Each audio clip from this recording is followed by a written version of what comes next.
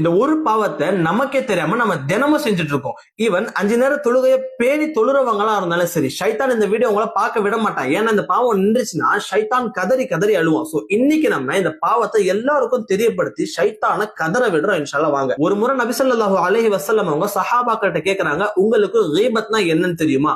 அப்ப சஹாபாக்கள் பொதுவா எப்போதும் பதில் சொல்ற மாதிரி சொல்றாங்க, அல்லாஹு வ ரசூலுஹு ஆலம்.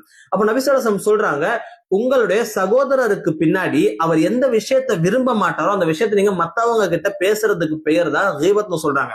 சூரத்துல் ஹுஜராத்ல சொல்லப்பட்டிருக்குது குர்ஆன்ல, இந்த மாதிரி எந்த சகோதரருக்கு பின்னாடி நீங்க பேசுறீங்களோ அவருடைய மாமிசத்தை நீங்க சாப்பிடுற மாதிரி, அதாவது அவங்களுடைய கறியை நீங்க சாப்பிடுற மாதிரி. இன்னைக்கு நம்ம இதை டைரக்டா செய்யலனாலும் gossip, mocking, jokes, memes, comments, பிராங்க்ஸ்னு ஏதாச்சும் ஒரு விதத்துல நம்ம யாரையாச்சும் ஒருத்தவங்களை ஹர்ட் பண்ணிட்டே தான் இருக்கிறோம் இல்லையா? சோ நாவுகளை பரிசுத்தப்படுத்திக்கோங்க, அஸ்தக்ஃபிருல்லாஹ்னு சொல்லுங்க, அண்ட் மேக் எ ப்ராமிஸ், இனி இந்த மாதிரி விஷயம் யாருக்கு பின்னாடியும் நடக்காதுன்னு.